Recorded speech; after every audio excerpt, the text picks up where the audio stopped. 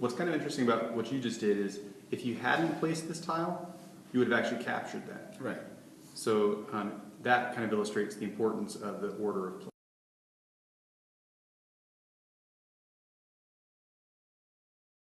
So the question I had was involving like how much do you have to capture? Like, can you capture more than one piece? There's only one piece at a time that you can capture. You can capture quite a bit more than one piece. One of the things I like about it is that now it moves, you know, as a unit, which is also really great. Like, for instance, Castellan from Steve Jackson Games was a kind of a castle keep building scenario.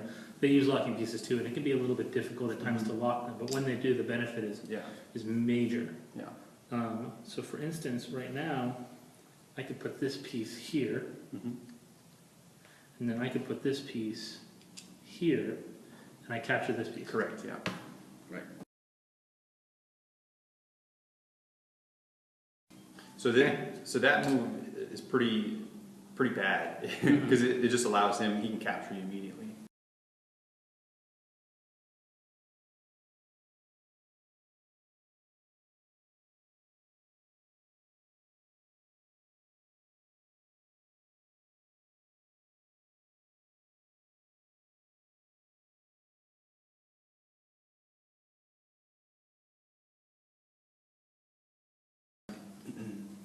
One of the things you try to do in Go is use the edges of the board to create defensible area, and you're always trying to create two eyes. That's the goal of the game. So what you've done, which is really good, is you've created an eye off of a wall. You know, you've also got you had an eye here earlier that could be and was incorporated back into the board. So now this is no longer an eye because it's incorporated back into the board. If Frank were able to make two eyes over here somewhere, then this would be capturable.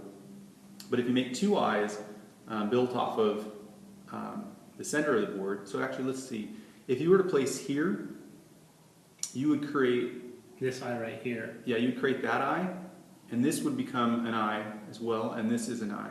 So if you placed here, this group is all invincible. But if I place here, don't I take this piece of grave and I Yeah, you do actually, yeah, you capture that. So what the difference between those two moves though is, so this group is not invincible. It may become invincible if it's grouped into this area later. Yeah, but you'd have to play two pieces here and there to be able to take this. Yeah, it'd be very difficult. So you're in great shape in this game. Well, you just have to put a piece first before you place your pawn, right? Yeah, you have to play a tile first because at this point this guy has no liberties. Yeah, he can't actually place there at all. Because you have to have an adjacent piece to it to place. But you can't place and then create the liberty?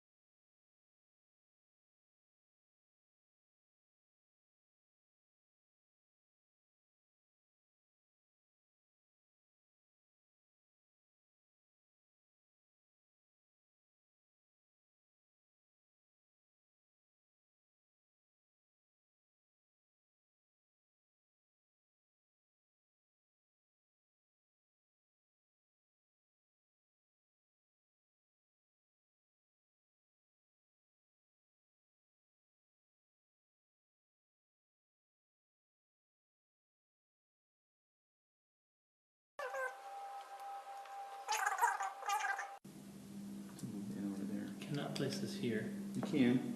Well, there's no adjacent territory. So your group would have an adjacent open territory. Oh, okay, so Yeah, so they act as groups.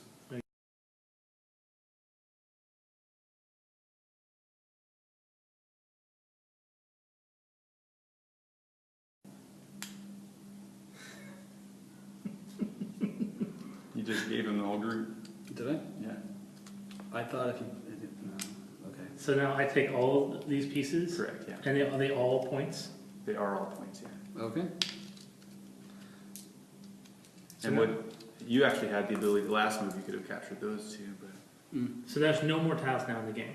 no more tiles, and you can continue playing until you both pass. This game's obviously a landslide, Right. but but yeah, theoretically you continue playing until you both get passed.